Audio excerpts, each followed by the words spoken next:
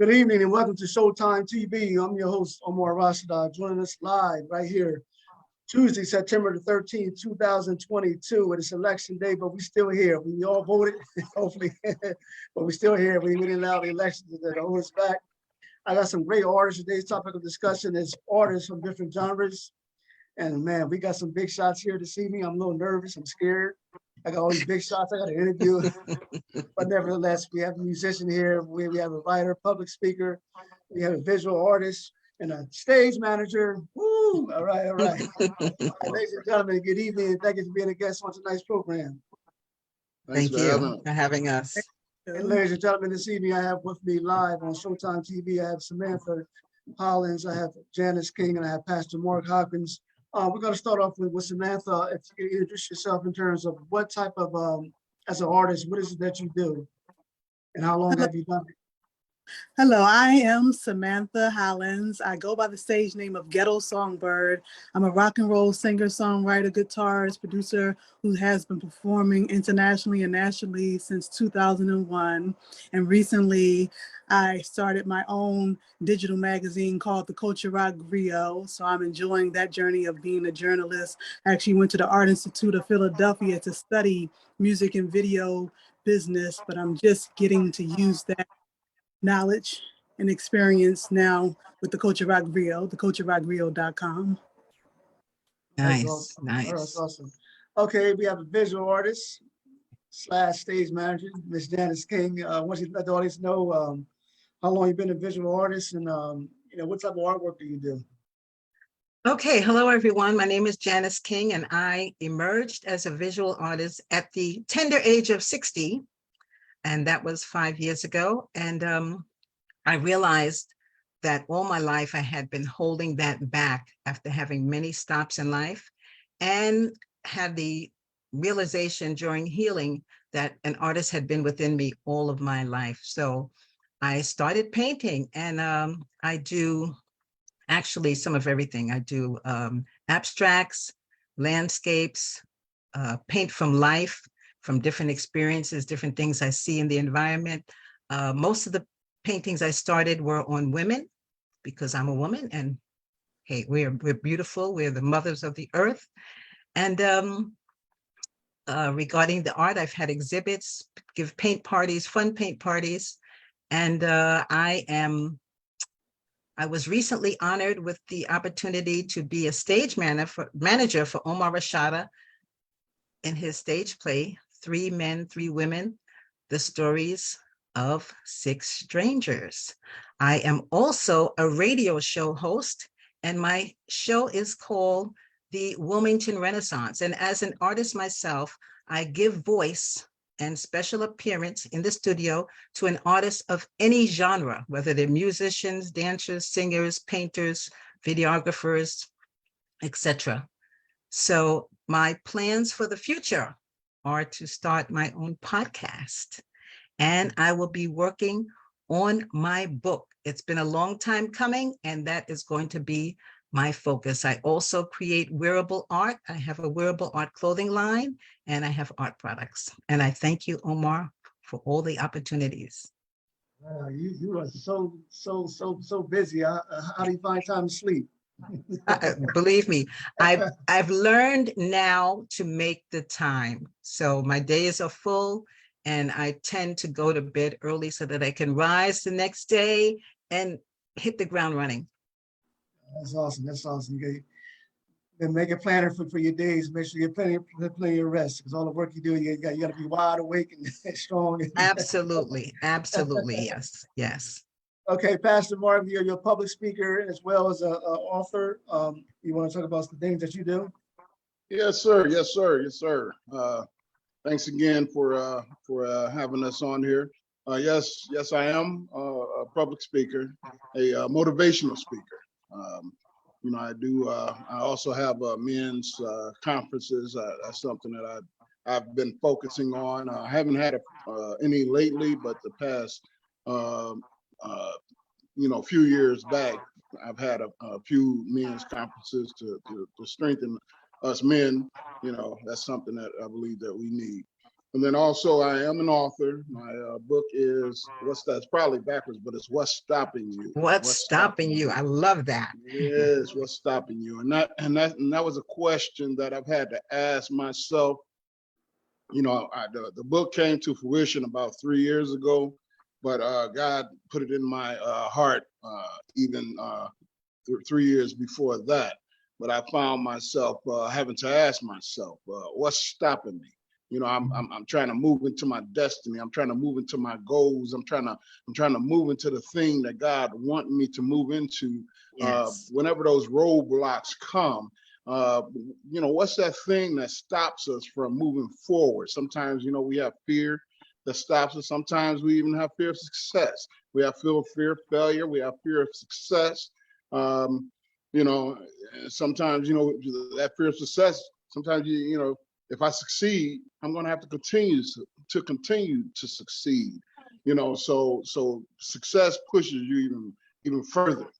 You know, when you succeed, you have to continue to thrive and continue to move forward. So, you know, I give God the glory for that, for this book. And it's just it's an easy read. It's pretty quick. And it's just something that kind of motivate people, you know, just like me, those people that need that extra push, those people that have dreams that they had when they were young, and they set those dreams on the shelf. And you look back 15 years later, and those same dreams are still sitting on the shelf and have dust on them. So you have to get them off the shelf, dust them off, and try to move forward. So that's the question: what's stopping you? Absolutely, absolutely. I want to stay with Pastor Hopins, and I want to continue to ask the same question to Ms. Janice King and Samantha. You know, you do what you do as artists. So I want to actually start off with Pastor Mark. What encouraged you to be the type of artist that you are? For example, what encouraged you to write a book? What encouraged you to want to be a public speaker? Because a lot of people, as you mentioned, fear. A lot of men, they public speaking. Are you kidding me? I mean, one-on-one, they can talk, but to speak in front of hundreds and thousands and even 10 people, or even your classroom full of people, and you're presenting your thesis or your dissertation or your report, people get nervous. So I want to know what encouraged you to go out there and do what you do. And the same thing with Janice, in terms of being a visual artist. You say you started at 60 years old. At 60 years old, so the average person would have said, you know what? I ain't trying to be an artist. I'm too old to start. I'm going to sit back, retire, put my feet up, and enjoy life. And Samantha, a musician, and then now a journalist. So I want you all to explain to myself and the viewing audience what encouraged you to do what you do. Let's start with Pastor Mark. You know, with me, I've noticed, you know, even from a young fellow, when I was young, growing up, you know, 12, 13, 14 years old, 15 years old, I was always a deep thinker. I was always a deep thinker. I was always one that was, you know, God was causing me to think deeply. You know, in my family, I've always found myself having motivational speeches to my family throughout the years. And I think there's a few of them that's heard my Uncle Mark's speech, you know, so, you know, but I found myself always motivating others. I always like to see people reach their goals, people reach their destinies, even if it's not somebody that's in my family, if it's somebody that's on a job, you know, somebody, even when I was in the Marine Corps, you know, I've always wanted to push people because I've always felt, and I had it in the back of my mind. It's like I even said it to myself. I said, I'm pushing people because for some reason I knew God was going to bless me. Mm-hmm. Some people, they may need that extra push, but for some reason I felt that, okay, God's going to bless me to reach that destiny. I want to help other people reach their destiny. And that's kind of where my mindset was. So helping others is a big encouragement for you. So it's not just for you as an individual, but collectively you want to reach out to some different people. And that's awesome. Yeah. Helping others. I mean, I have an Easter program that I was doing for the past COVID kind of slowed it down, but here in the Chicago area, Joliet area, I had an Easter program where I put together, God gave me a program called a Weekend, WECAAN, which stands for We Can Achieve Advancement Through Networking. And and with that weekend, you take children from girls and boys from 8 to 18, graduating high school, and pour into them some things. I'm ex-military. I work for the railroad. God has given me some experiences, and there's a whole lot of other people out there that have experiences as well, that can be, because that's what I'm saying. WeCan is a organization that, talking about we can achieve advancement through networking. That's everybody networking together. Showtime, you coming in, authors, doctors, lawyers, attorneys, and coming in and speaking to the youth and motivating them to move into the destiny that what God is calling them to do. Yeah. Okay, Janice King, the visual artist. What encouraged you to be an artist starting at 6 years old? Well, as I said previously, I was creative all of my life, creative, imaginative from the time I was a little girl. And I used to draw and paint, and I liked to dance and sing. And I was even in ballet once, and then my mother took me out. So because they could no longer afford it. But throughout my life, I was very creative, and I used to imagine myself doing those things throughout life. However, with many stops in life, I never got the opportunity to do them. And then I had a family, raised my family. I worked many jobs over the years in New York City. I'm originally from New York. So I became ill. I became ill, and I used to pray and ask God, I want to be better. I couldn't walk. I couldn't hold anything in my hand. I was bent over. I had a home attendant. I was really in bad shape. And I prayed every day, say, God, take me out of this pain. I wanted to live, but I wanted to be out the pain because I was in pain 24/7. So through spiritual healing, through spiritual counseling, physical therapy, nutrition, different doctors, and more counseling, spiritual counseling, I realized that, hey, there's an artist within me. I said, Janice, you gotta let her out. And with all of those life experiences, it just culminated at that point. I ordered some supplies and started painting, and people said, wait a minute, where did this come from? You had this in you all your life, self-taught.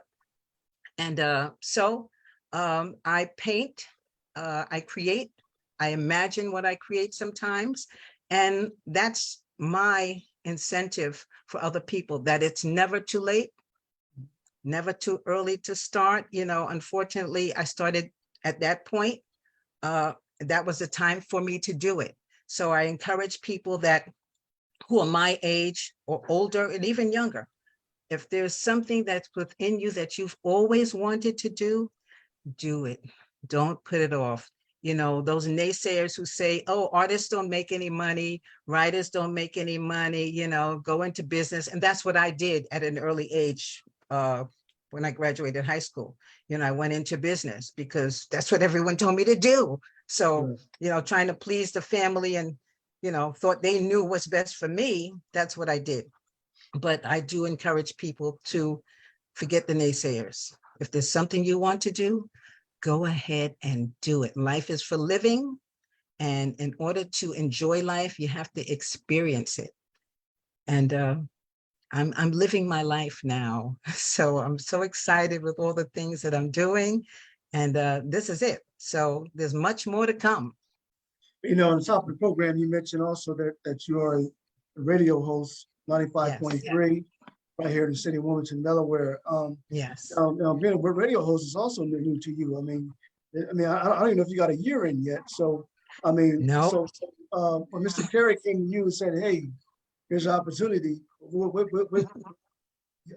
if you hesitant, I don't know if you got nervous, but you just evidently said No. Yes. Actually, I met Harmon Carey at an event during Black History Month at the Y on Walnut Street. And I was going around introducing myself to people, and I met some artists there that were asking me, why aren't you vending today? Why aren't you out here? I said, well, you know what? I can't do everything at all the same time. So I figured I'd come out and visit you all. And I met him and his wife, and I was explaining to them who I was, gave them a card. And I told him that I started painting when I turned 60. He said, what? He said, you're a Renaissance woman. I said, yes, I am. So he said, you should host a radio show. I said, host a radio show, me? I said, I have not hosted a radio show. He said, well, neither did I before I started. You know, hey, you just got to start. So he said, why don't you think about it? So I thought about it. He said, and gave me an application. He said, write up a program, you know, what you like to do. So I thought about it for a couple of weeks, prayed on it. And I said, okay, Lord, I knew things were going to be coming up. You know, I sort of had a vision of different things coming up, different opportunities. I said, Janice, grab this opportunity. So I created the show as being the Renaissance. And then when I spoke to him, I says, you know, I'm thinking of the Harlem Renaissance. So he said, well, why don't you name the show the Wilmington Renaissance, you know? And the Harlem Renaissance, of course, occurred in the 1920s to the 1930s, and all the cultural, intellectual, artistic people moved from the South to the North, and they created a Renaissance with all their talent. So the Wilmington Renaissance is just that, you know, all of the talented people coming together in one place. And what I do plan on doing, hopefully before the end of the year, is hosting a party for all of the guests that I've had thus far. Yeah. Awesome. That's awesome. All right, Samantha. So musician, singer, songwriter, journalist. What encouraged you to do all that stuff? Do all this? Coming from North Philadelphia, it was very rough in my neighborhood. So I spent a lot of time home while my brother and sister were hanging out doing their thing. I was in my bedroom just creating. I just wanted to be creative all the time. I always say the music chose me, because I never really said, oh, I want to be a rock artist. I want to play guitar. I want to sing. I just listened to my mother's album collection all the time. Santana, she loved Earth, Wind and Fire, all those old school bands. Right, right. One day, I wanted to use my words, because I also wrote poetry. It's like, I want my words. I want someone to sing it, but I was like, well, somebody has to sing it. So I started singing. Then I hired a guitar player, and soon he wanted to go on and start his own band. So I'm like, well, who's going to play for me? I don't want that to happen again the way he abruptly had to leave. So I went to Sam Ash and bought my first guitar, well, electric guitar. I actually got my first guitar, the acoustic one, from a pawn shop on South Street in Philadelphia, because Philadelphia is where I'm from. And it seems like these things were just being pieced together and creating this artist that was becoming a rock artist. Didn't never say that I was going to do rock music. It's just the sound that started coming out. And then all of a sudden I became Ghetto Songbird. And that name Ghetto Songbird was actually my email address at first. I never intended on using that name. It was just going to be Samantha. But with all that was going on in my neighborhood, I said, people need to know that beautiful things do come out of the ghetto. And that's what Beautiful Songbird used to sing in my window every morning. So I kind of put those two together, oxymoron, and started living that life of a messenger more than an artist, because I didn't really think of becoming a recording artist. Again, that happened by mistake. I met my mentor, Rosalie Brooks, on social media, and she happened to be a singer who wrote and recorded with Jimi Hendrix back in the 60s. So she was like, you have to come out to LA and perform with me. I went out to LA to perform with her. Next thing I know, she's putting me in the studio to record my first EP. So it's always this thing where the universe was guiding me to what I needed to do. And now that I've been on this whirlwind, the pandemic hits, and I'm like, I never really sat down to figure out what it is that I want to do. I was kind of just going with destiny, and it was all real, and it's all what I'm supposed to do. And I followed it. But now I said, this is what I want to do. I want to finally record all those songs I've been writing all these years and performing out live. And I want to help other artists. My journey as a Black woman in rock has been very hard. I had no idea that there was no place for me. So I had to constantly make space for me. And along that way, I would meet other artists that would ask me questions of how they can go about it. And one day during the pandemic, I said, you know what? I've been to Africa and I met all these wonderful people all over the world who are doing rock and roll music, and we're all going through the same thing as Black folks doing rock. There has to be a way to bridge that gap and connect us where we can help each other. And that's where the Culture Rock Griot came in play. And that was the knowledge, like I said, that I had back at college, the Art Institute, learning the music and video business. I never knew what I was going to do with that information. But lo and behold, it's finally coming through me right now. And I'm bringing that journalistic historian griot vibe out now, along with my music. So when I travel, I'm not just on tour as a rock artist, I'm on tour as a griot.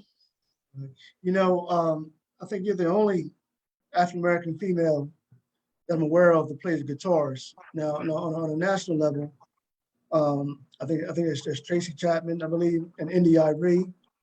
But I don't know too many African-American females that that do the guitar. So what made you want to be a guitar player? There's a lot of us out there. Okay, the most gotcha. notable one would be Melina Moy. And I learned about her through watching her in a music video with Bootsy Collins. Okay. Then there's Honey Child Coleman. I learned about her in the early 2000s. She was in a film called Afropunk. It wasn't as many of us back then, but there's more now. These young ladies keeping it going. But I gravitated towards electric guitar because I needed those songs that I was writing to come alive. And it was hard finding people to play for me over and over again because I was an artist, and I am still an artist that writes my own songs. And a lot of times you meet musicians, of course, they want to write with you, they want to be a part of it. But it was so important for me to tell my story from my point of view, and just having that story as the storyline of Ghetto Songbird. And I know that people probably think, oh, she won't collaborate. She's a selfish type of artist, but it's not even about that. It's about following what's in me. And when I get all of that out, there'll probably be more collaborations. You know, I was surprised. I didn't realize that you were a journalist as well when you told me that you were going to write a review for the play that we just did. When did you become a journalist? When did that come about? How did that come about? I've been writing since 2015. Okay. I was writing for another rock metal magazine called Unhinged.com. Oh, that was wow, okay. The DC and when I was writing for her, I always had this feeling that I needed to do something on my own, but I wanted to get all that experience. So then another sister reached out to me to write for her website called moviesmusicthoughts.com. And I started writing because I'm a horror film fanatic. So I started writing horror film reviews for her. So it was a natural progress to kind of go over and do my thing eventually. But again, it was not planned. It came out of the pandemic and just piecing together all I've learned over the years and how people are constantly coming to me for help. What can I do to help this other artist so they don't have to go through what I'm going through? And what can I do to educate people on the fact that African Americans have been here rocking out for a long time? It started all the way in Africa, all the way up to now. That guitar has been around for a long time, and we've rocked out in so many ways, from the blues to folk, funk music. It's all in the same vein, it's all related. But somehow when we put the distortion on, they kind of say, no, that's not them. But if you turn that distortion off, it's still blues, dirty blues. So being a journalist for me was trying to get those stories out. I didn't know if it was going to work at the beginning. It's just something I started doing. But then more bands started contacting me all over the world, and I realized this is something, and I have to keep this going. Yeah, awesome, awesome. You know, regardless of what type of artist you are, I would imagine that there are some challenges. For example, me being a playwright, I mean, writing a play, it's not difficult at all. Sometimes it's fun getting funding. And so sometimes when I do my plays, I have to do out-of-pocket expenses. You know, you make presentations to others for one reason or another. The support is just not there. So I would say that's probably the biggest challenge for me as a playwright, is just getting sponsorship, getting producers, et cetera, et cetera. So I want to ask all three of you, in the respective genres that you do, what are, if any, the challenges some of the main challenges that you face as being an artist. So I'm gonna throw that question in the air, and if anybody wants to address it, they can. I would say that the main challenges I face are from other people. And I don't let that stop me, actually. So, whatever challenge comes my way, I take it on, find a way to get through and get done what I need to get done, whether it's, selling my artware, art products, I have two websites. One is for art products and one is for the wearable art clothing line. And even if I post it and market it, people will contact me, especially people that I know will contact me by phone and say, oh, do you have this on hand? Do you have that on hand? And I try to keep some inventory here in my home so that I can send it to them. They send me the money and I send it to them. So the money flow, of course, is not great as I would like it to be, but I'm looking forward to increasing that all the time. There's always a way. I always find a way to do something, to bring in the income. And even when my Janice King art came about, I reached out to someone to create a tagline. I just needed a tagline. And she said, okay, tell me about it. So I said, well, my artistry is like a rebirth. She says, okay, why don't you just make it Janice King Art Rebirth? I said, and I'm rejoicing and creating. So it's Janice King Art Rebirth, Rejoice, Create. And I use that many times with people to create the income that I need, reaching out and collaborating with other artists, whether it's through exhibits or vending, art shows. And even hosting the show, the radio show, that's not a paid gig. However, I'm paid in so many other ways, the richness of meeting other artists and presenting them on the show. And that show runs every Saturday at 4:00, so, and it runs for an hour. And there are just other things that I do to make money. So I don't let barriers stop me. There are so many barriers out there. I don't let that stop me. Yeah. Absolutely. Anyone else? Yeah, yeah. As far as barriers with me, some of the barriers that I'm working on getting over, and it's not actually with my book. My book is actually reinforces the question that I have to ask myself again. Right now, I'm in the process of working on an invention.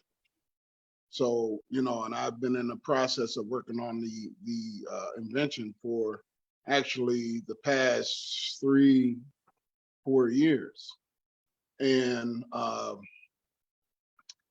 believe it's something that God gave me, and it was something that really needed to be brought out, and I believe that God wanted it out even before the situation that we're going through now, as far as with the COVID and the issues that we're having in society, with the germs and different things.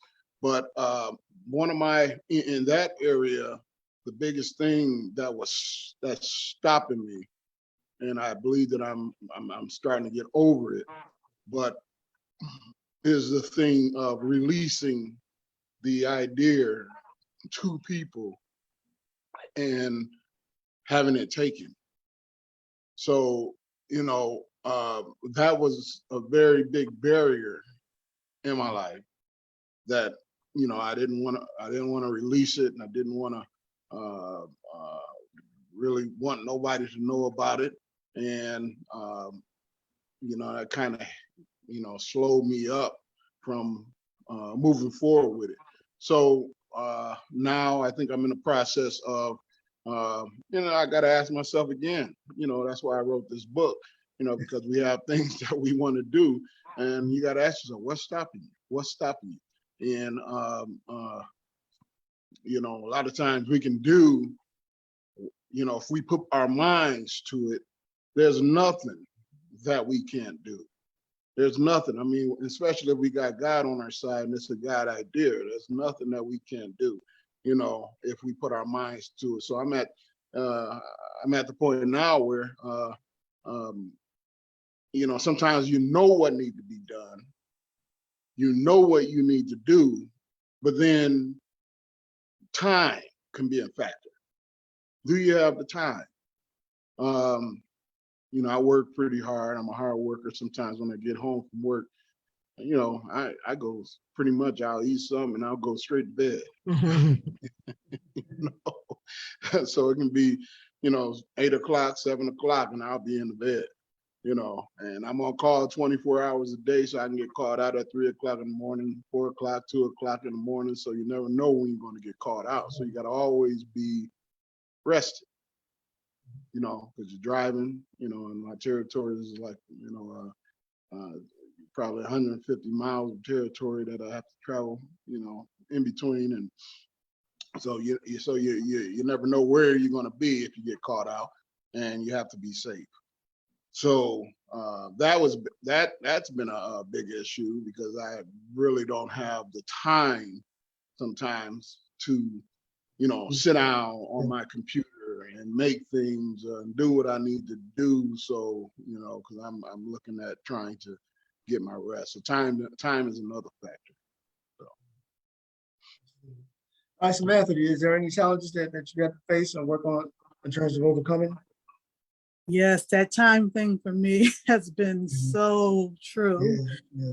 Being a mother of 4, especially with a 5-year-old, and homeschooling them, even just outside of homeschooling them, just their everyday lives. And I always wanted to be a mom. Before an artist or anything, I wanted to be a mom. So it's no way that I'm going to put my artistry before my children. I just have to find that balance, because I don't want to put it on the back burner either. So sometimes I find myself getting caught up in motherhood, and my husband has to remind me, you're an artist too. You need to pick up your guitar. You need to do a show. You need to do it. And I'm like, well, I'm kind of good here. But once I get out there and I finally do it again, it's like, why did it take me so long to do this? So that's been a huge struggle. But beyond that, just the industry itself is just, I wear my culture and my integrity on my heart, and I don't want to do what's needed to get ahead. And I think that plays against me a lot, but it also plays for me, because certain people know not to call me for certain things. And others may look at it like, oh, wow, it doesn't look like she's moving ahead. But what they don't realize, I've turned down a lot to move ahead the way that I like to move ahead. I could have been signed. I could have had all type of deals, but it's just certain things that didn't sit well with me. So that struggle as being a woman in music in general, then on top of that, being a Black woman in rock and roll, we're not wanted and we're not getting the reception that we deserve. So you constantly have to fight to be seen and heard in the way that you see fit for you to be seen and heard. Right. So my children have also been saving me in a sense, because a lot of stuff that I used to say yes to just because I wanted to be out there, I look at them as like, no, I'm not doing that. Right. Well, you can't be bought. No. One of the things that I love about being an artist is performing in front of a live audience. And we just did the play August 27th. When their reactions to things that I didn't even know. I mean, their reaction through the play, I mean, it was just absolutely tremendous. So, Samantha, when you are performing in front of a live audience, Mark, when you're speaking in front of a live audience, or doing a book signing in front of a live audience, Janice, when you're doing an art show in front of a live audience, you get to hear the reaction right then and there. And the positive reactions, it just gives you all kind of confidence. It's like, yeah, I got him just where I want him. At least I say that as a playwright. But I want to ask you three, you start off with Samantha. What is it like? How fulfilling is it to perform in front of a live audience? During the pandemic, when I started doing virtual performances, it made me realize even more how much I needed that energy. I felt like I wasn't giving my all and just playing acoustic guitar, looking at my phone, because the audience, they push you when they're responding to you. When you just feel them in a zone with you, that energy pushes you to even do more. And I always find myself when I'm doing a show, because I improvise a lot, everything I do is not rehearsed. I rehearse the blueprint of the show, but the rest is improvised. And once we're connecting with the audience, that's when it all starts. And these things we do on the stage that we didn't even know was in us starts to come out. And a lot of that's between the audience and also with my band. Once they start playing, and if they do something that we didn't do in rehearsal, that drives me. So that audience is special. And this is why no one should ever take what you call a fan for granted, because without the people that's in the audience, the artist will not be able to, it depends on what type of artist you are. As a performance artist, it would not be as exciting. Now, if you're just an artist that stays home and not in the audience, it's a different thing. But once you have that audience there, it pushes the level because they deserve your best, especially when they're paying their dollar to see it. Okay, anybody else? Janice?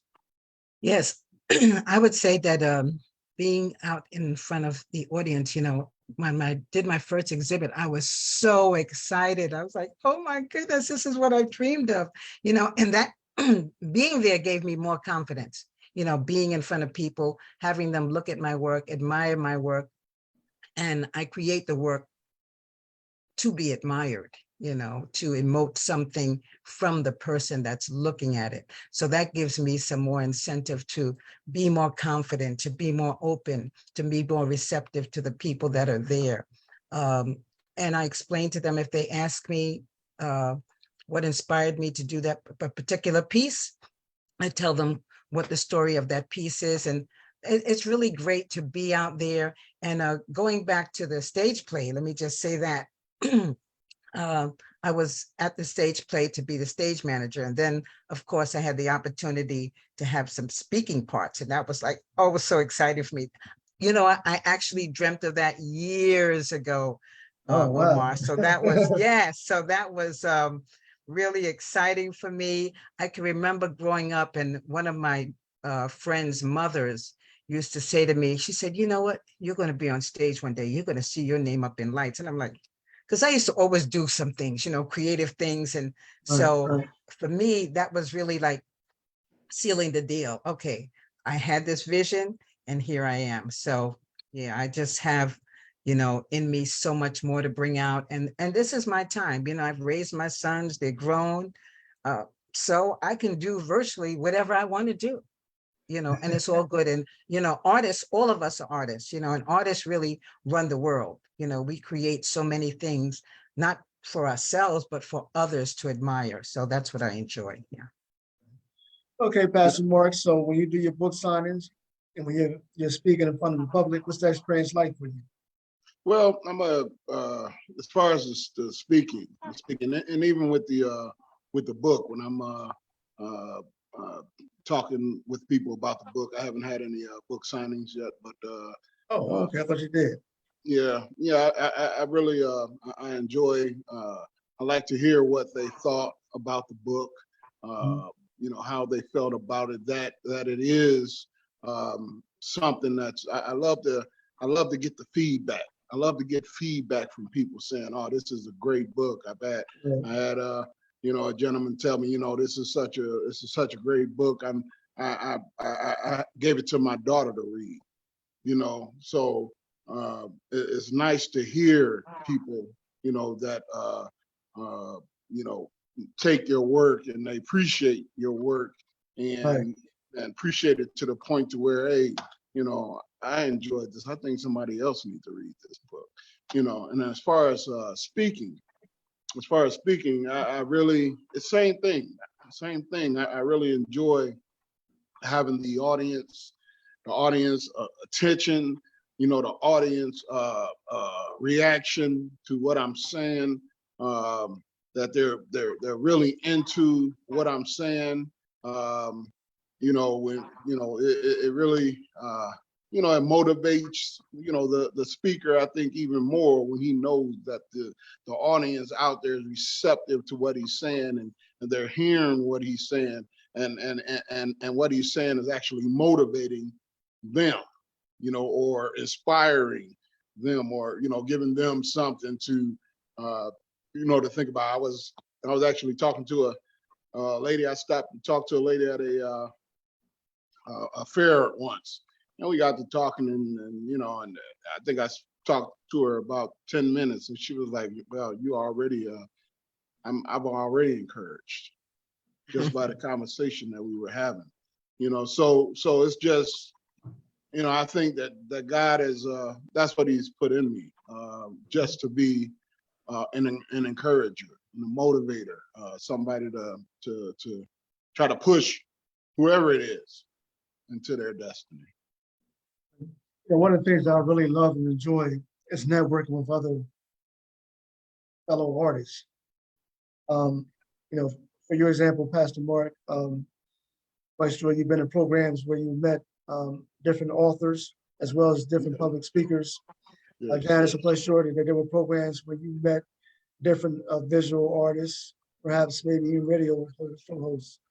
Samantha, with you being a musician and a singer, I'm quite sure that you've been on different programs or platforms where you met and networked with different musicians and singers. So let me ask you, because sometimes, in particular as African Americans, sometimes when we have African Americans who do the same type of thing. For example, we as African Americans, we like to compare them in the terms of like a competition.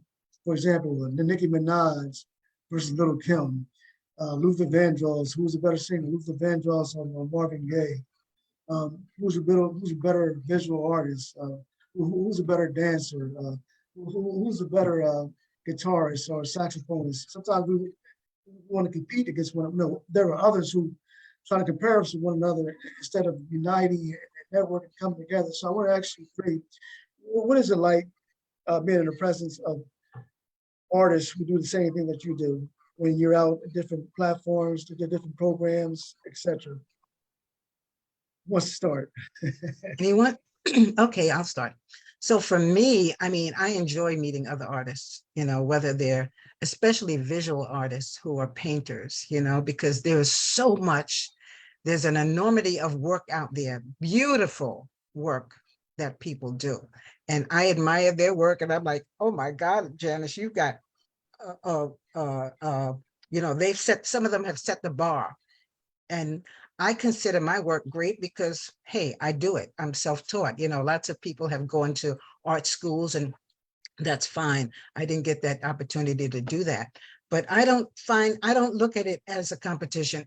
You know, I used to enter some art contests, but I don't do that anymore. Only because, you know, the field is so flooded, you know, with artists all over the world.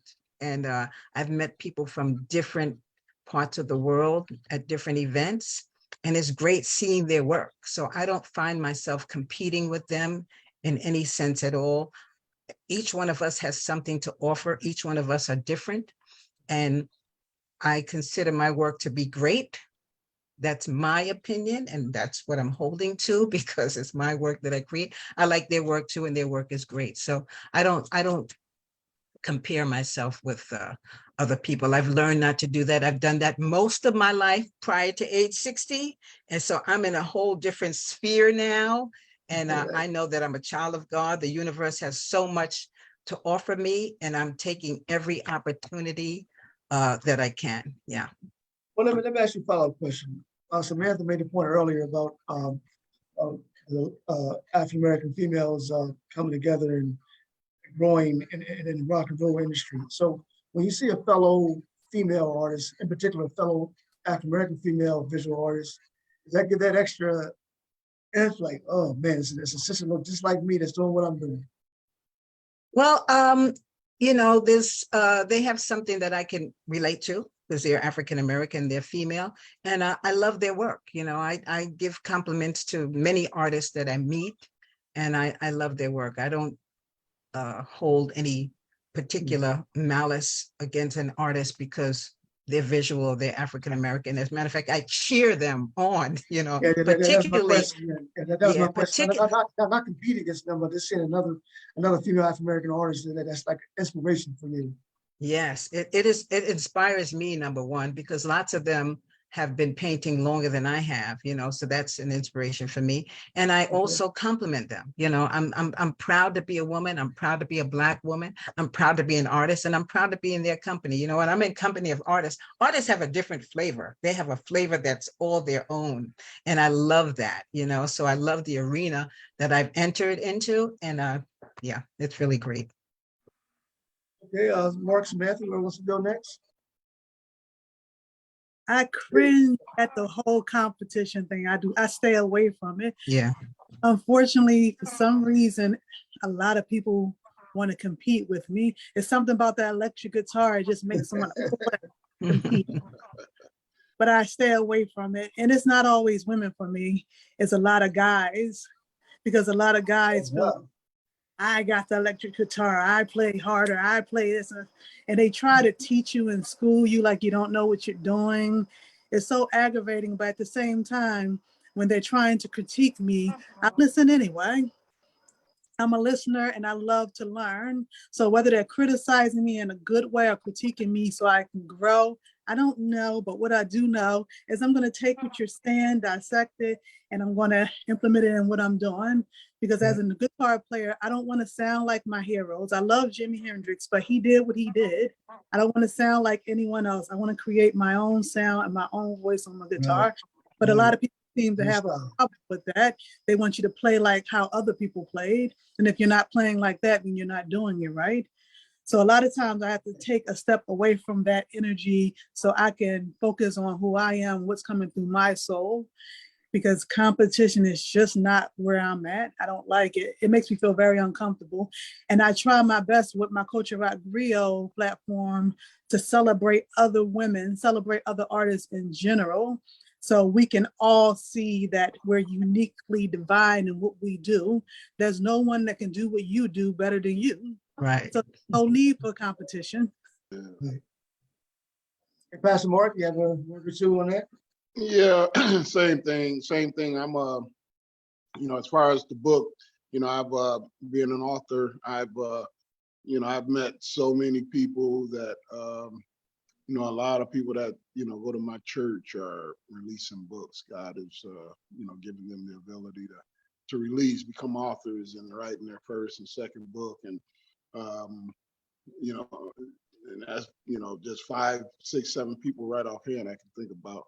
And when we get together, I think it's more of a trying to push each other to success. And as far as speaking, I enjoy seeing people speak, listening to people that are speaking out there. There's some speakers out there that are they're dynamic. Right. Dynamic. Les Brown, Coach, the coach of you've interviewed him a few times. Coach Day Andrews. Yeah, Dr. Will, Daryl Andrews. Yeah, Coach Day. Yeah. There's some dynamic speakers. There's some dynamic speakers. Crystal Richardson, female speaker, and she pretty much does it all. But, so I enjoy watching them speak. I enjoy picking up the different ideas, watching how they do theirs, and just getting, I can actually, learn something from them as well. I haven't been speaking for years. So, I'm still in the learning process as well. So, there's definitely room for growth, with me. So there's really no competition. Like I said, I enjoy pushing people, and when you talk about, talents, gifts, I think the sister said it earlier, we have a lot of gifts. When I was young, I won with the NAACP, I won a trip to New Orleans when I was 15 years old writing poetry. So I'm a poet. I write poetry. I got raps that I've written. I used to rap when I was a young guy. I'm an artist. I used to draw when I found myself drawing. I would draw faces, people, portraits, of people, and I was drawing at the age of 12. Like she said, self-taught, self-taught. You know, nobody ever really, you know, I was drawing before, you know, when I first picked up a pencil, and it was good. So, and one thing about it, it's funny because a lot of those gifts and a lot of those talents, really, like with me, they sit on the shelf, and you don't use them through your life. You know, I mean, I've learned, I knew I can draw from 12 years old, but you know, every now and then, you know, I pick up when I'm feeling very peaceful state, and I feel like drawing, I'll sit down and draw. But I haven't made it a career, you know. So it's just certain things, you know, you can do, but it's sitting back, and I don't know if it's gonna go to the grave with me or what, but you know. Awesome. You know, Samantha, you mentioned during the program that you're the mother of four, and I know at least two of your children are also artists, a musician and dancer and actor and actress. So what is it like being a mother, seeing your offspring doing the work that they do? It's amazing.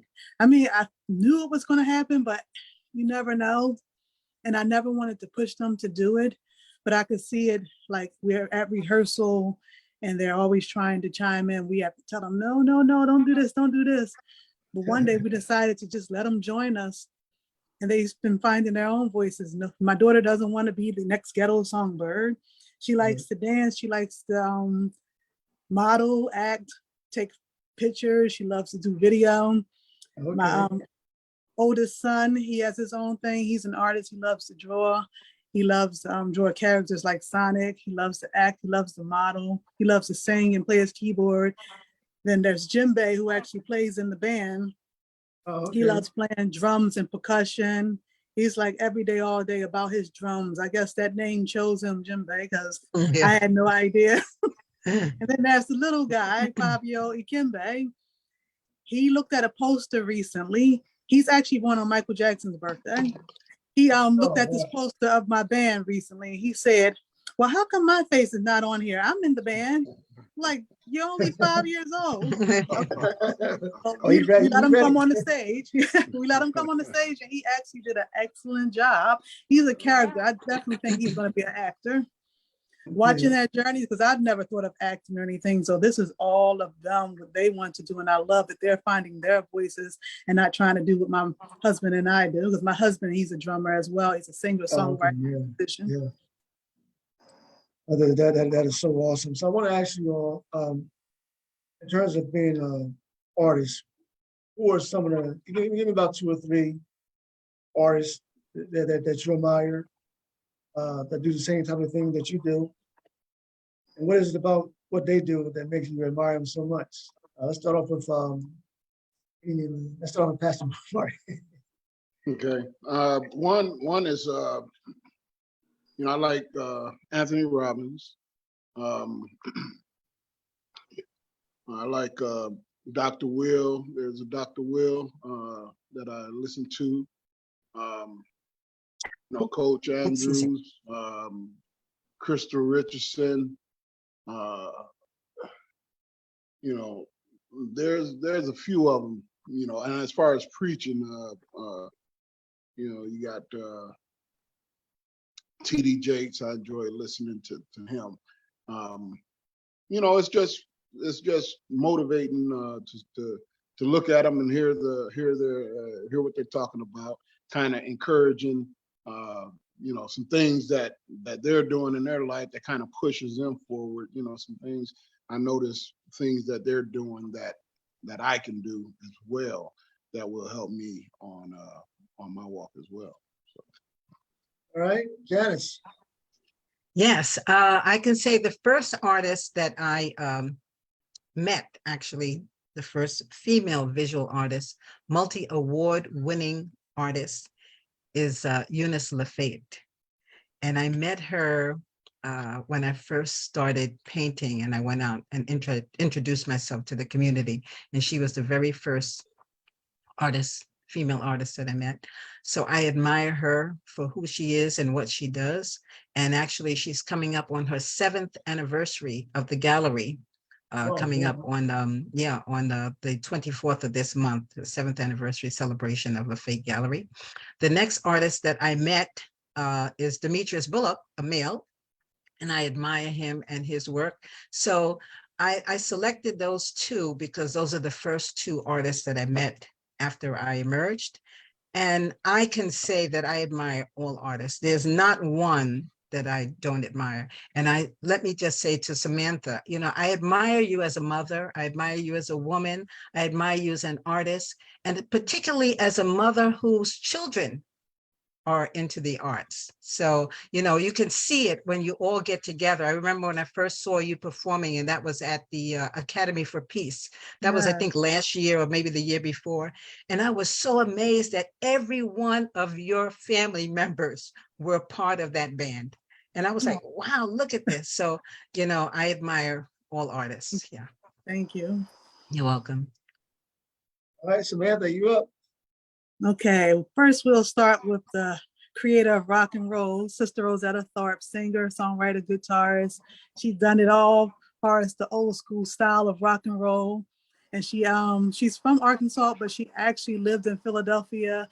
And little did I know, her last home in Philadelphia was only about 5 blocks away from where I grew up on Master Street in North Philadelphia. The next person, it has to be Jimi Hendrix, because Jimi Hendrix changed the whole sound of rock and roll guitar. And I love playing with sounds on the guitar myself, not trying to do so much what he did, but creating my own sounds. But if it wasn't for him, that distortion sound wouldn't be what we know it to be on the guitar. My third one will be Monette Sutler, jazz singer, songwriter, guitarist who recently passed away from Philadelphia. She was the first guitar player to reach out to me in Philadelphia, probably the only, and allowed me to share the stage with her and actually celebrate me, little old me, when I wanted to celebrate her. And I will continue to celebrate her and her legacy. All right. So as we conclude tonight's program, a final question, or maybe next to the final question: what are the rewards of being an artist? Anybody can go. Anyone?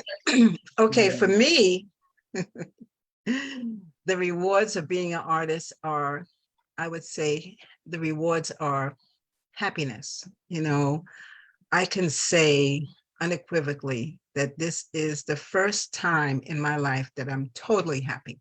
You know, I've done many things throughout my life, but prior to me becoming an artist and prior to me realizing that I had been holding myself back all of those years with many different stops and voices of other people and whatever the case is, I'm really happy. I'm excited for life. Life is for living. You know, I learn something every day. That is my intention, to learn something every day, to improve myself personally and professionally as an artist.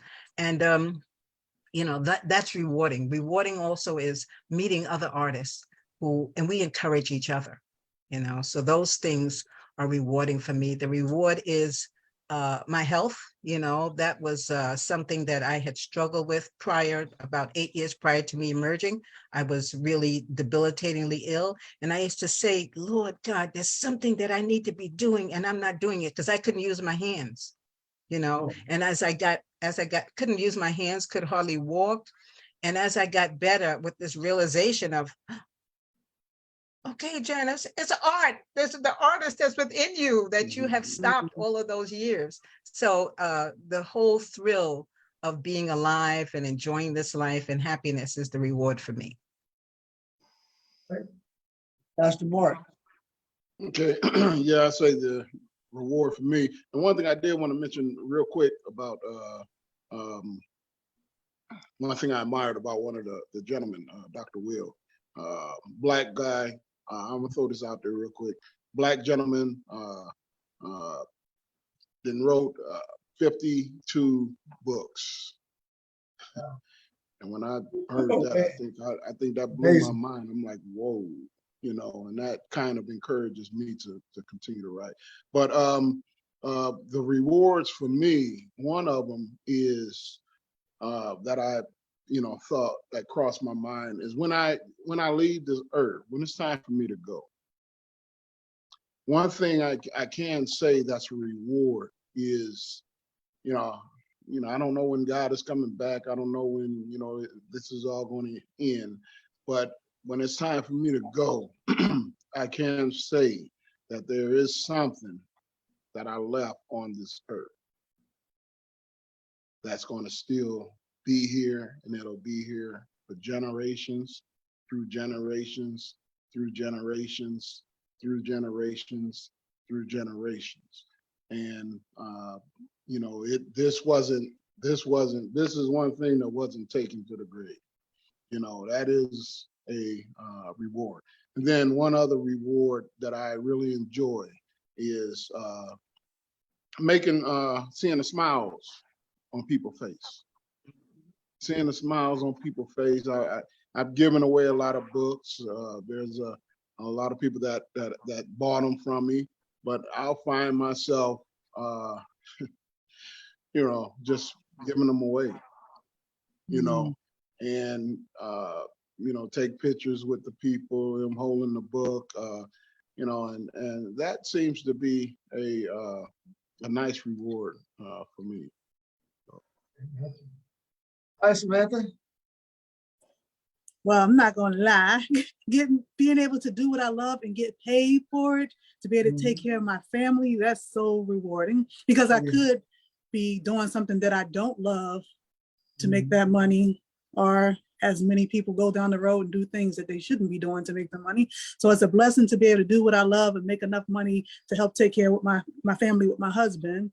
The bigger reward, though, is the therapy that I get through my music and through getting to share this art.